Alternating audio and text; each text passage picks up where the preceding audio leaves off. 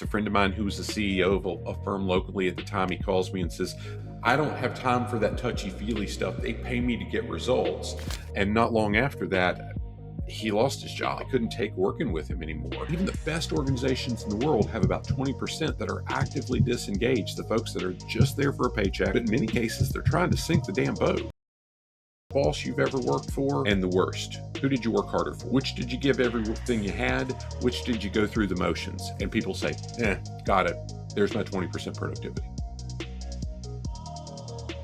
All right, Wesley Dove is the founder of Dove Development and Consulting, a leadership firm that he runs with his wife, Cindy, that helps small to mid-sized organizations turn leadership, communication, and values into measurable gains in profitability, productivity, and retention through training, assessments, and leadership programs. Wesley, welcome to the show. Jake, appreciate being with you. Great to chat. Absolutely. So you and Cindy talk a lot about tying soft skills directly to profitability. You want to tell us a little bit more about that and what you guys are up to with your consulting firm?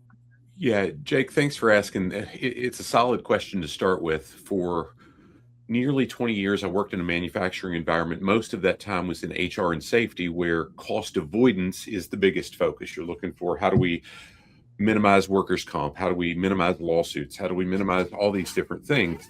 But I had a manager that I grew up under that said, if you go to this workshop, if you take this class, if you do whatever, you've got to show me the impact in productivity and profitability, not just cost avoidance. And he held me very, very accountable to that. So it taught me that while it is difficult, it measures different things. It's absolutely a way we can track it and see what the measurable impact is over in that profitability and productivity. So what we've worked to do very, very hard over the 10 years, 11 years now that we've had our business is, how can we help organizations understand the direct connection to the behaviors they implement to lead more effectively, to communicate more effectively, how we can measure it in the results they get through better performance, better retention, better recruitment in every aspect of their business. How can they measure those things? They're not intangible. I would love to hear like an example of that, because it sounds to me that it's hard to measure soft skills. It typically is. Brahim, that's a fantastic question. I remember probably 10 years ago, we weren't very long into our business. A friend of mine who was the CEO of a firm locally at the time, he calls me and says, I don't have time for that touchy-feely stuff. They pay me to get results. And not long after that, he lost his job because his direct reports, so many of the different people within the organization, had just had a bellyful. They couldn't take working with him anymore.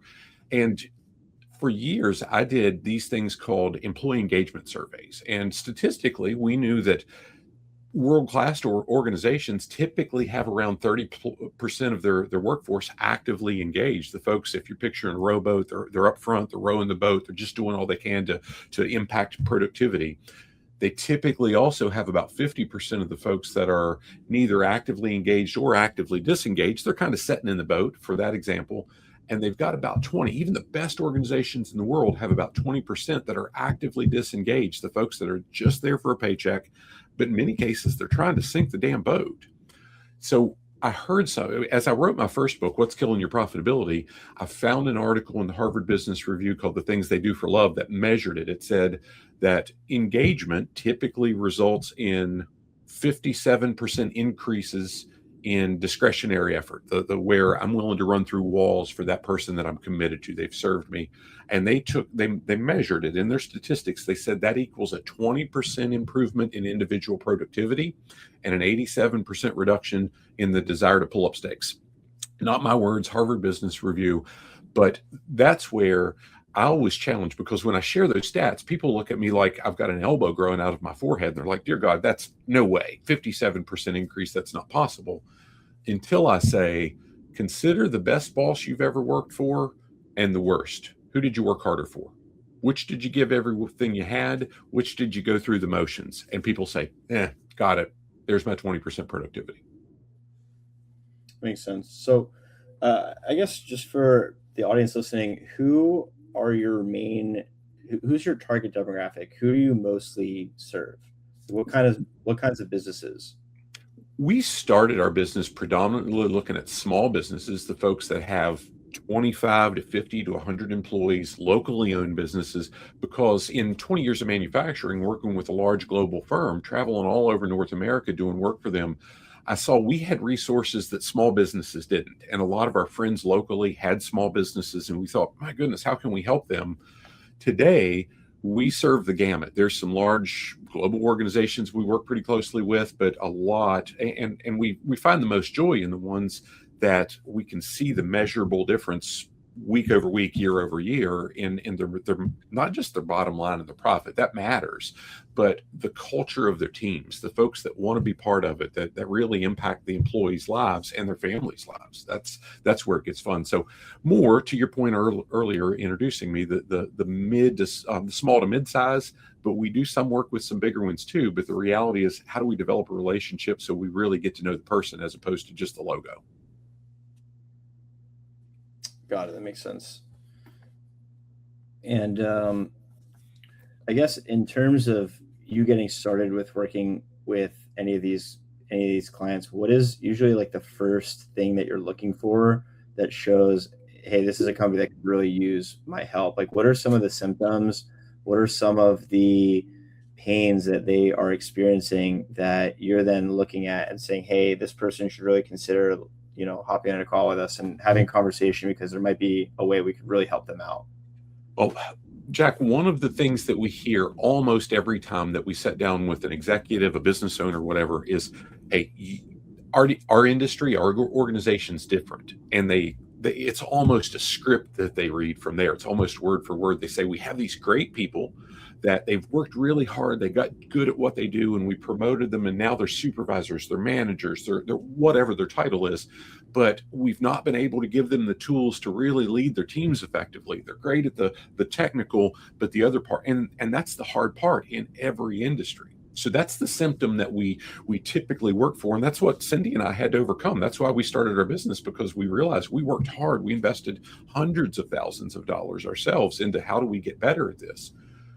But we've seen folks, good people, struggle with that thing. Now, what we really look for is, are we aligned? Quite frankly, I don't care how much revenue the company makes. I don't care how big they are. I do care if they care about their people and they're willing to invest in serving their people so it makes a tangible impact. And we've really looked at my most recent book, The Values Advantage. How do we make sure that values alignment's there? The words don't need to be the same, but the heartstrings need to connect. Are we doing the same thing? Are we looking for, how do we make a difference on the people that are part of the organization? Because when we do, we can make a tangible difference in the bottom line. But if we're just I'm concerned about the bottom line and the people aren't a factor, we're probably not going to work well together. What are the main components of the values advantage framework? Well, as we have this conversation, guys, we're still building that out, but we've identified 5 different stages that range from, we don't even have our values listed. We inherently know what we care about, but we haven't taken the time to list and define those values, all the way through. We have every step of the process. We know our values, they're defined. We understand everybody in the organizations knows what their behaviors are daily and how they tie back to the listed values that are on the wall or in the handbook, and everything in between. We've seen a lot of really good organizations that have listed values that don't talk about them enough, and the people, they're on the wall, but what does it mean to me? We've seen some that talk about them all the time, but they don't live them. And the Values Advantage is really a case study of a great company that I've watched and we've supported over the last 5 years, and how it's impacted their revenue, their profitability, and their active recruitment, people that want to be part of their team. And it's a systematic approach for how do we put those things in, whether it's through mergers and acquisitions, whether it's through existing organizations, whether it's upstarts. How do we put those things in to where it provides a foundation for everything the organization does? Okay, so I'm just going to go back to measuring soft skills. What's like a concrete example of that? And do you tie that to like a KPI, or how do you do that? Yeah, there's multiple different KPIs that will tie to. One, so statistically, the Bureau of Labor Statistics says on average, it's just below the average national turnover in the United States is just below 25%. And that's pretty significant. And on average, depending on the role, it's going to be between 50% of that person's salary and 5 times that person's salary to replace them and all the cost and getting the new person hired, getting them up to speed, all the indirect costs and so on. And we can absolutely measure how strong communication, better leadership impacts recruitment and retention, 2 separate things, but we can put that in place. With communication, statistically, an organization with 100 employees is going to lose 17 hours a week for unnecessary, for additional, not total communication, additional communication. And that 17 hours we can statistically measure. And if we can increase productivity, if we can have better, more effective communication from the start, we get that downtime back. It's just extra. It's lost at that point, and that's almost clear profit the organization can recognize when they're not spending extra time on correcting miscommunication. So there's a number of different things. In my first book, I actually identified 10 different ways we work through that. So many times organizations pour money, tens of thousands of dollars, into training, into different process and implementations, but they're using the wrong tool to get the goal they're after. And we work through, how can we identify the tool that you really need? What's the problem you've got? Because if all you've got's a hammer, everything better be a nail. But the reality is sometimes we don't need a hammer to measure a situation, right? That makes a ton of sense. And, like a lot of our audience is entrepreneurs and operators. So if you can give some advice to kind of combat what you just mentioned and to implement like effective communication, that would be awesome. 100%. So one of the biggest misconceptions I've seen is folks in the entrepreneurial place, when I start a business, automatically relating to that I'm a leader because I started a business. You've taken leadership responsibility, but guys, leadership is a verb. It's how do we serve our people and how do they commit? How do they give that discretionary effort? So having great ideas, I have a lot of great ideas, but if I shove them down my wife's throat and say, here's what we're going to do, she's going to divorce me. So the way I communicate that, we refer to that as, most of us, regardless of our religion or upbringing, have heard some version of the golden rule, do unto others as you want them to do unto us. Sure. When we talk about communication, we teach folks how we can do what we call the platinum rule, communicate with others as they need us to, not how I want to. Because if I communicate with Cindy in my charge hell with a water pistol, task focus, let's get things done approach, guys, she's leaving me. And we're almost 30 years in. So I've been able to adapt, and she's been really, really patient. And I always tell people to pray for Cindy. But we teach folks to how do you quickly recognize that other person's communication style, and how do you adapt your message to be what they need so they can receive it, as opposed to being just what's natural for us. And I'm not going to tell you it's hard, but it takes intentional effort all the time. What would you say is like a superpower that you bring to these businesses that you work with? Like, what is like your one sweet sweet spot of what you bring? Well, if it's mine alone, it's the willingness to work hard and do whatever I need to do and be consistent. But because Cindy's with me, I'm going to say the superpower we bring is the experience. We've been in their shoes across different industries, and her style and my style are very, very different, and it allows us to connect with different people. So we can not just spew a bunch of detail from here's what we read in a book. We can say, here's what we've lived. We've been in your scenario, and here's how we can help you get results through the crap that you're dealing with. And so you have a couple books. You want to tell everybody kind of about each of the books and what they each kind of cover? And then I know you have one that you're getting ready to launch. Do you want to just a little Sure. Yeah, about some of that. Yeah, I'll do that briefly. I've referenced the What's Killing Your Profitability. It all boils down to leadership. And that was a look. It was my first full book. I've written a couple chapters in different collaborative books and thought, let's do this. And it's a deep dive into statistical analysis of how do we make the intangible tangible? How do we look for and quantify how leadership really does impact an organization's bottom line? And guys, again, that was really based on the 20 years I worked for an HR manager. He said, you better show me the results, dude, not just cost avoidance. The second book is called Leading with Clear Purpose. And it was really on the premise of one of my heroes in life. I had a phone call one Friday morning, and we've grown up together. He's 4 months older than me, but he's always been a hero because that dude has worked harder than anybody I've known, not because he wanted to, but because he had to. At 12 years old, he was helping feed his younger brothers and sisters. and I heard him empty. And I thought, holy crap, you're not empty because your work ethic died. You're empty because you're no longer pulling fulfillment. You're no longer finding purpose in what you do. But what you're excited about gives you that purpose. And if we won't lead. You guys don't do what you do if you don't have a clear purpose for what it is. So we're willing to work hard, owners, entrepreneurs, leaders, employees, even if we know why. But if we don't know why, that's burnout.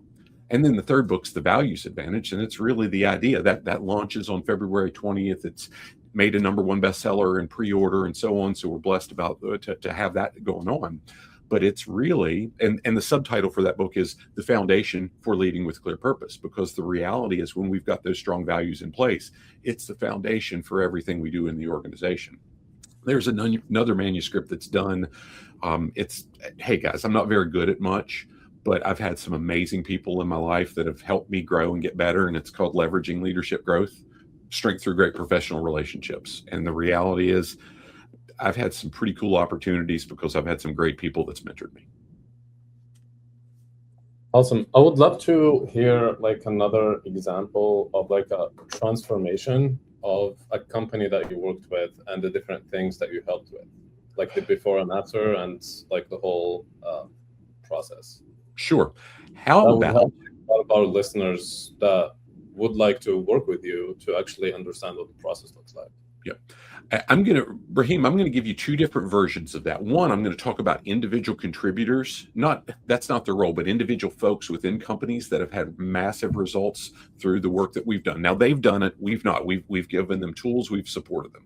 They've done the work. And the same with the organizations as a whole. I'm going to give you two examples there. And then I'm going to give you one example of a company that we've worked with for close to 10 years and their growth over the process. The two examples in both cases, and I'm going to say, guys, I was really reluctant, even though we got licensed to offer coaching services, I was really reluctant to do it because most coaches I had seen is inserting themselves in the line item in the budget of a company and then just kind of milking them for whatever they could and not really caring about tangible results. We focus hard on those results. At the end of the day, if I can't deliver results, I don't deserve your trust or your business. But we've watched two individuals, and in both cases, we were asked, I need you to provide them with ongoing coaching support. So we did, reluctantly at first. And in both cases, they were on performance improvement plans. And they were good people, but they were good at what they did, not with the people side. And today, 2, 3, 4 years later in the respective cases, both of them hold management level positions in their organizations and have strong teams around them. Again, not because of what we did, but because of the tools we helped them implement. The organizational example, a good friend of mine bought a company about 10 years ago.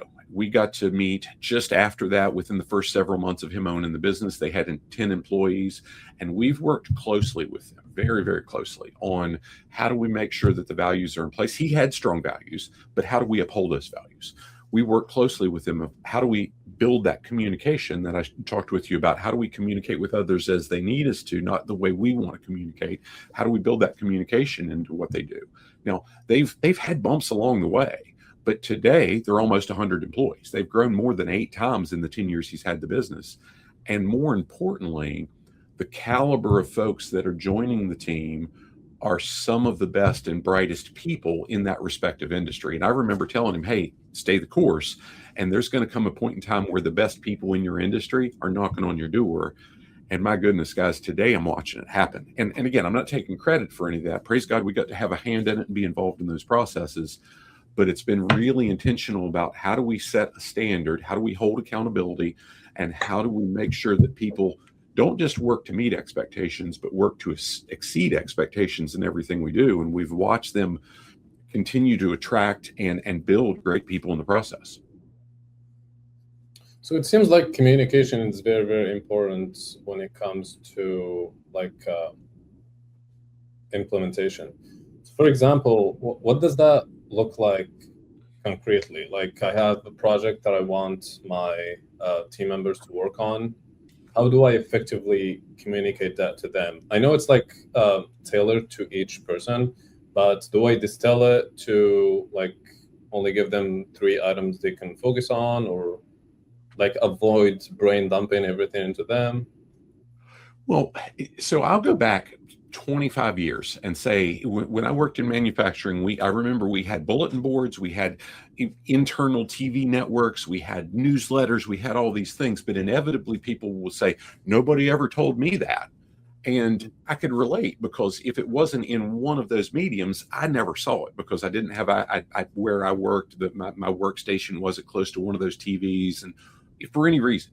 But the reality is, how do we do all of the communication, but really make sure the different venues are tailored to what each individual needs and what they, so to your point, for me, give me the big picture, we'll figure the details out along the way. If I'm talking with my wife, I better make sure that she has an intricate understanding of, here's the process, here's the steps we're going to need to work through, here's how we get measurable, precise results on the back end.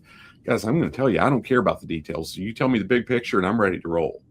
But how do we tailor it to the folks, and how do we do it over and over and over again in a simple way that they can get it for them? Again, it's very tailored. I know that's not the answer you wanted, but the reality is we've got to make sure it's very tailored for every individual, because the three of us having this conversation, my guess is we all receive information very, very differently. Sure. I've got a curveball of a question for you. So what would you say is, if you could distill it into one lesson in business, what would be the biggest lesson that you've learned in your entire career in business up until this point? The biggest lesson, that's a great question, Jack. The biggest lesson I've learned to this point is specific to communication. I remember 25 years ago, a veterinarian told me, Wes, I can kill your dog, but if I tell you the right way, you'll bring every dog you ever have back to me. Or I can save your dog's life, and if I tell you the wrong way, you're never coming back. I don't care what the trade is, communication matters. And unfortunately, we use terms like individual contributor. We talk about the importance of becoming a master electrician, becoming an engineer, and moving it. The best engineer becomes the engineering manager.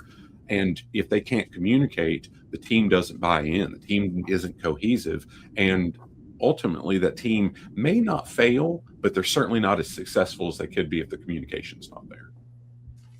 Sure. No, that makes a ton of sense. I love that. I think at the end of the day, they say, business isn't about making money. It isn't about systems. It's about people. It's all just about people, and the way in which you communicate with people, is, I think, the highest thing that any individual can leverage and should be leveraging if they want to work their way up the ranks of an organization, if they want to create an organization to get people to follow them, if they want to lead people towards, a mission. It's just how they communicate and how they treat others. I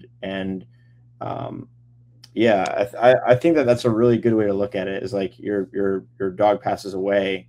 That can be devastating, but the way you deliver it can be the determining factor of earning you business or losing you business, 100%. And the opposite is true. And it's just caring for people and showing that you care and showing that that's a great answer, man. It's a great answer. Jack, one of the most profound things in that aspect has been, over and over and over, I've seen folks in organizations that don't have a title of supervisor, that aren't a manager, that don't understand the role they play in leadership. I've also seen folks that are supervisors, managers, executives, that overestimate the role they play in leadership, right? And it's not a title or position, it's the influence we have with people. And Cindy and I inevitably ask a group, regardless of who the makeup, how many of you consider yourselves to be leaders?